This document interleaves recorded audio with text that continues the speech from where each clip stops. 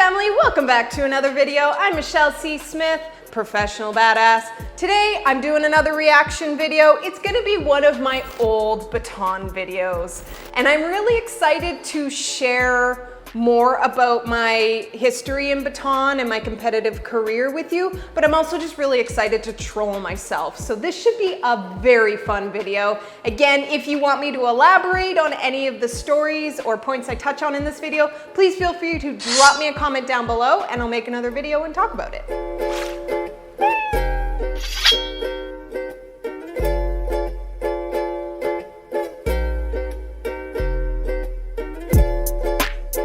Side note, it's 37 degrees here in Vancouver today, which is very, very hot.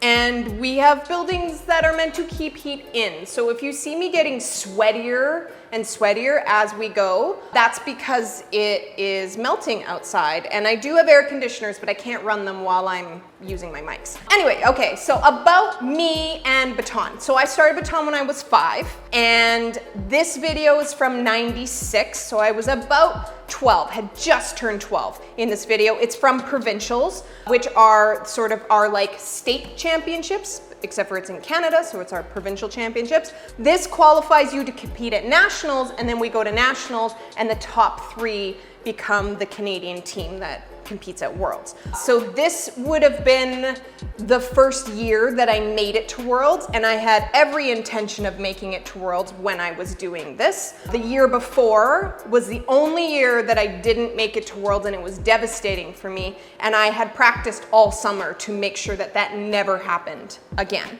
So there's that. Baton was very serious for me. I trained 40 hours a week, 7 days a week. It was really, really intense. It was sort of everything about my life. It was like we were training for the Olympics, even though the sport was never in the Olympics. Also, you will notice that I'm not marching at all in this because I'm not a majorette. So in these routines, this is called a freestyle, and freestyle is one of the events that you do qualify for Worlds for. There's a bunch of other individual events and some duets and teams, but you don't compete those at Worlds, or you didn't used to. You can now in the international cups. They've changed the rules.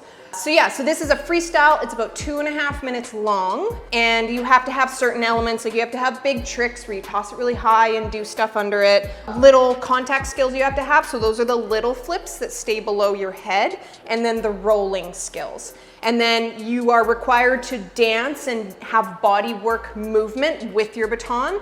And then if you're able, you can do acrobatic skills. So if you are confused at all about what Baton is, maybe you had the idea that we march in parades and do pageants.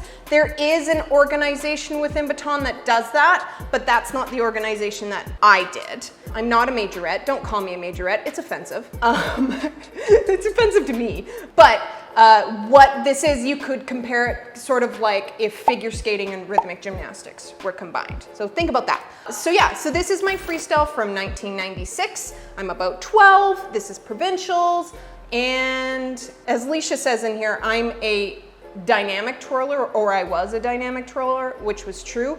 I absolutely hated the girly part of it. I've never been someone that conforms to society's definitions of gender. I got really upset when I was really young when I had to wear pigtails and a pink costume. Like that really upset me. This was one of the first routines I ever had where I was actively allowed to not smile for the first part. And you'll see that I get really excited about that and take it very seriously.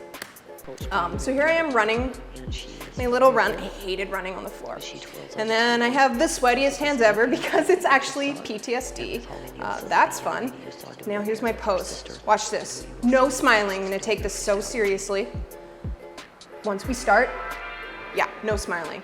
Watch me. I'm a fucking badass. I love that trick, that leap, floor roll. And then I'm gonna do a double reverse here, which is kind of messy, but it's good enough. I love this trick. Dynamic twirler. Yep. The music that's chosen. Do you know that my brain can still do that leg hold, but my body absolutely does not want me to do that leg hold. But I'll go into it where I'm like, yeah, I can still pull my leg to my face, and no, I can't because I got old. Anyway, here's this like really awesome flat contact section, very serious. It's very, very good. Very serious. Look at this. Like I take this so seriously. And then this is the leap backhand walkover, which turned into an aerial walkover. And then I get to dance. I always loved dancing when I was a kid. I still do. But I had no problem performing. I just didn't want to practice performing. Oh, 3-turn ground. Solid. I love a ground catch. Great exit there from that catch. I love this part.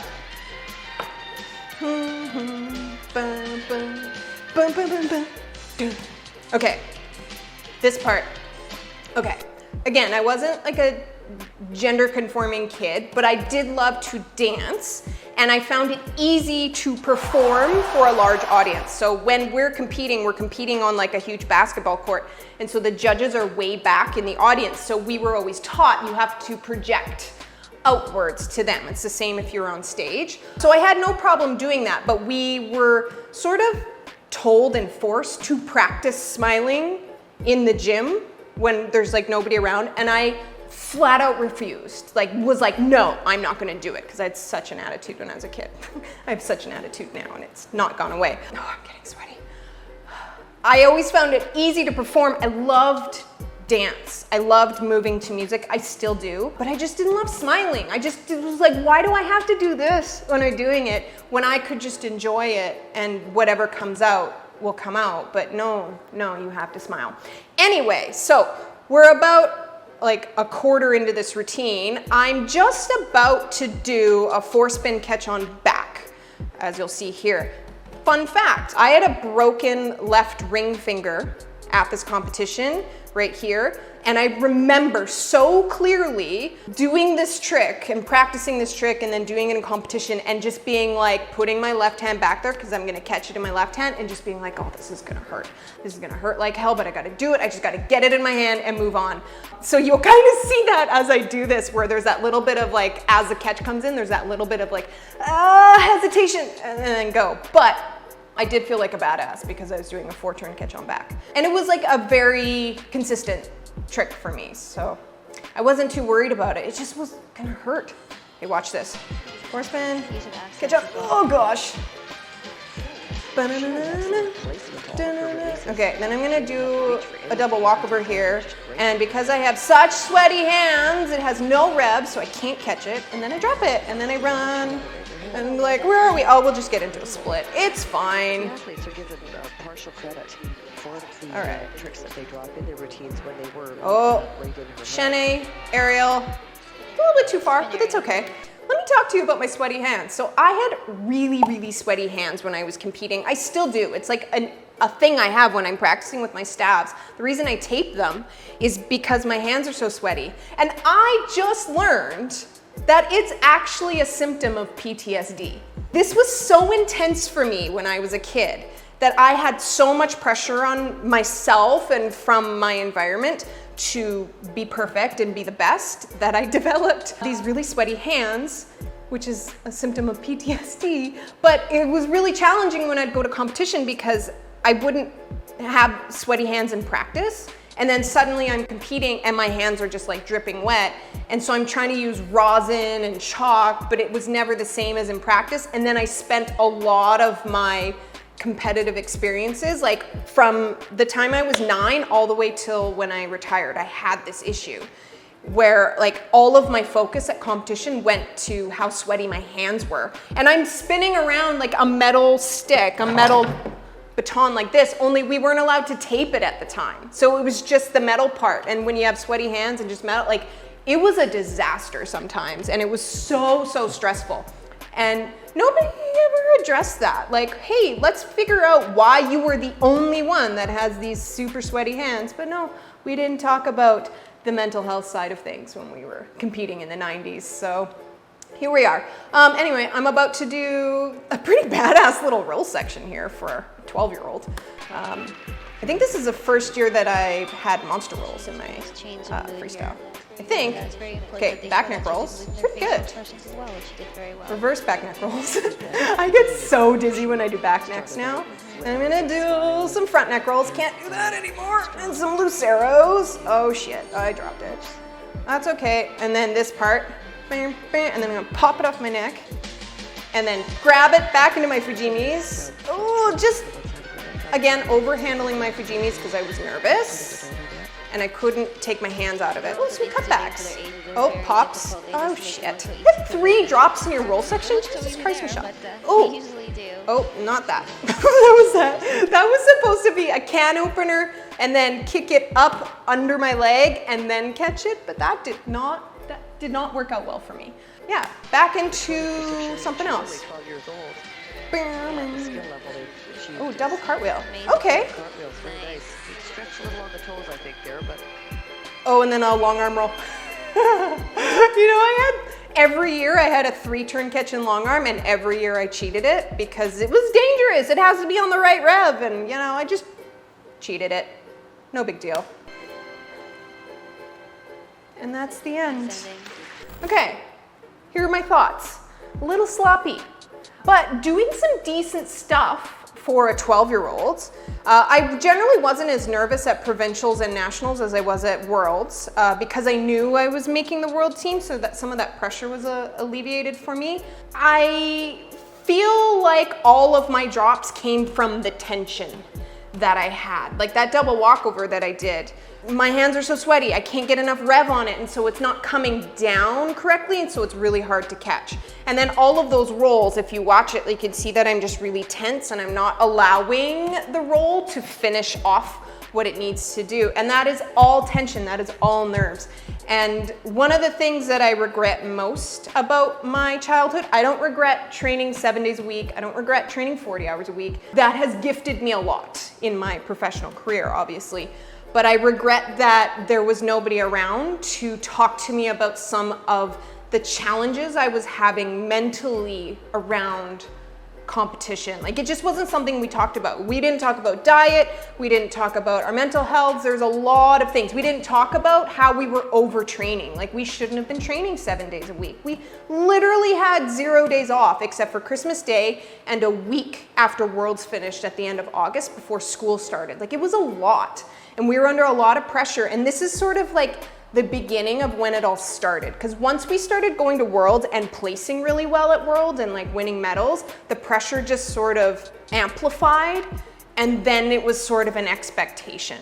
And for me, my biggest challenge was competing to my actual potential. So I was fine in practice, but I'd get to competition and I would just sort of like crash and burn because I just could not focus. I could not get in the headspace that I needed to be in order to do what I do. And I always felt like I was letting everyone down by doing that. And so I really regret that there was no education, there was no support, there was just no awareness of, hey, this kid is consistently having this pattern of not doing very well and dropping a lot. I was known as like a dropper in competition. Maybe we should ask her if we can help, or maybe there's something we can do. And like, I'm the only one with these like stupidly sweaty hands. Maybe there's something we can do, but it just wasn't a point of conversation. It was just, I took it on as me being weak. And that has stayed with me, that trauma and that story and that PTSD has stayed with me as an adult as I've traversed into a professional career. Like when I was doing circus and climbing silks, sweaty hands were a problem. When I've been on set working with other weapons and they're metal, sweaty hands are a problem. And when I'm practicing on my own with my staff, there's nobody around, sweaty hands are a problem. I feel like it's gonna take a lifetime for me to sort of release that, but this sort of 96, actually it was 95 the first time at Nationals in 1995, so the year before this, that I first noticed my hands were sweaty. And then it just became a story after that. So that's the only thing I really regret. I do remember this freestyle fondly. They did make me change my competition for Nationals and Worlds because they said that this little green costume made me look too mature. And they changed it to a purple one with like a longer skirt at the back, and I hated it. Like, absolutely hated it. I loved this green costume. I felt really confident and cool in this green costume. and then they made me change it to something girlier and cuter. And I never wanted to be girly, and I never wanted to be young. I always wanted to be like the older kids and always wanted to be an adult. So found that a little offensive, but what am I gonna say? I'm a 12-year-old. But yeah, that's my freestyle in 96. If you would like me to elaborate any more on some of the things you saw in this routine or some of my stories about Baton, please feel free to leave me a comment down below. I hope I didn't traumatize you too much. And be prepared, there's gonna be more of these reaction videos. I'm really just enjoying trolling my younger self. So thank you so much for watching. I hope you liked it. I'll be back every week with a new video, so make sure you're tuning in, subscribing, leaving a comment and a like. You know how to work the internet, all that stuff. If you want to learn from me, just click the things in the description box down below. It'll take you to all sorts of courses and platforms where you can learn more about staff spinning. And yeah, I hope you enjoyed this video, and I'll see you on the next one. Bye.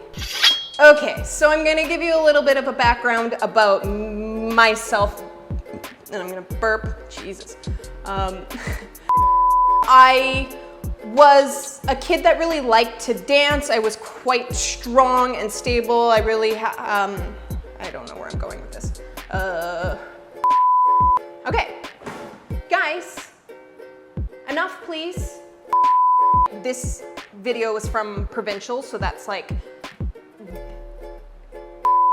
no, you will not see any fucking marching in this video because I'm not a majorette, so don't give me any of that shit. I just went on a rant there. Okay, now I have to enter my password again. Look how angry I am. Oh yeah. Look at me go.